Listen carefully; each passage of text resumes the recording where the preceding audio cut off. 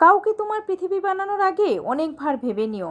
একটা মানুষ কখনই তোমার পৃথিবী হতে পারে না, হওয়া সম্ভব না। ভেবে দেখো, এই পৃথিবীর পুরোটাই জল হলে তুমি ভেসে যেতে, পুরোটাই স্থল হলে তুমি তৃষ্ণায় মরে যেতে। সব কিছুতেই ব্যালেন্স লাগে। শুধু চা পাতা দিয়ে চা হয় না, শুধু চিনি দিয়েও চা হয় না। দুটোই লাগে পরিমিত পরিমাণের। তোমাকে পরিমাণটা বুঝতে হবে। কতটুকু তুমি দিচ্ছ একটা মানুষকে, কতটুকু দেয়া দরকার। প্রশ্ন করো নিজেকে, সময় থাকতেই প্রশ্ন করো। ভালো লাগা থাকবেই। ভালো লাগা মানুষকে অন্ধ করে দেয়। অন্ধ মানুষ একটা হাত পেলেই তাকে ভরসা করতে শুরু করে। সে জানে না ওই হাতটা তাকে গন্তব্যে পৌঁছে দেবে নাকি মাঝপথে ছেড়ে চলে যাবে। অন্ধ মানুষটা মাঝে মধ্যেই হেরে যায়, বিশ্বাস করে ভরসা করে হেরে যায়। চোখ থাকার পরে অন্ধ হয়ে যেও না। এই পৃথিবী হেরে যাওয়ার মানুষকে মনে রাখে না। কাউকে পুরো পৃথিবী বানিয়ে ফেলো না, কাউকে পুরো পৃথিবী দিয়েও ফেলো না। এক আকাশ সমান ভালোবাসা দেওয়ার আগে ভেবে নিও, এক আকাশের নিচে তারা গোনার স্বপ্ন দেখা ছিল যে মানুষটার সাথে, সেই মানুষটা থাকবে তো?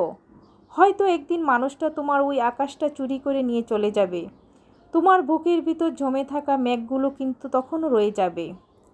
সেই মেঘ ঝরে ঝরে সমুদ্র সমান অশ্রু হবে। সেই সমুদ্রের তীরে তুমি একাই দাঁড়িয়ে থাকবে। তুমি টের পাবে তোমার আকাশবিহীন পৃথিবীতে তুমি ভীষণ একা, ভীষণ একা।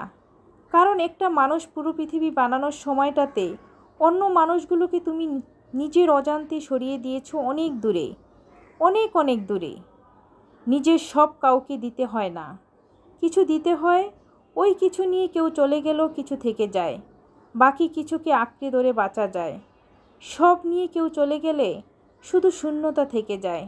শূন্যতা আঁকড়ে ধরে বাঁচা যায় না, একদম বাঁচা যায় না। হ্যালো ভিউয়ার্স, আসসালামু আলাইকুম। আশা করি সবাই ভালো আছেন। আলহামদুলিল্লাহ, আমিও ভালো আছি।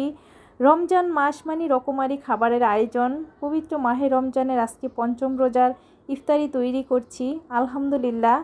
তো এই মজার মজার ইফতারি আসলে আমরা বাঙালিরা সবাই খেতে অনেক পছন্দ করে। আমার বাসায় আপনাদের ভাইয়া অনেক বেশি ইফতারি পছন্দ করে, তার জন্য আমার সব ইফতারি বাছতে হয়। সে একটা আইটেম কম হলে তার মন খারাপ হয়। কিন্তু আমার মেয়েরা বকে যে আম্মু এত ভাজা পোড়া খাওয়া যাবে না। তো যাই হোক, আজকে অনেক আইটেমের ইফতারি তৈরি করেছি। ফুলকপির চপ করেছি, বেগুনি করেছি, ডিম চপ করেছি, আলুর চপ করেছি, তারপরে ভেজিটেবল রোল করেছি, ছোলা তো আছেই, সাথে অনেক রকমের ফ্রুটস। তো প্রতিদিনই আসলে এরকম ইফতারি কমান ইফতারি তো থাকি।